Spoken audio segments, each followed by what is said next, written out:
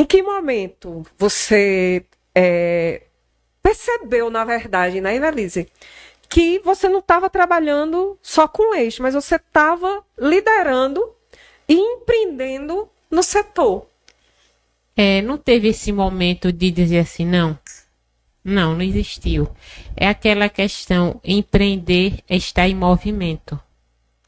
E aí, até a questão de eu estar como produtora, foi um dia que eu aleatoriamente na pandemia fui ao curral, cheguei lá, eu estava fazendo, fui pegar apenas o leite.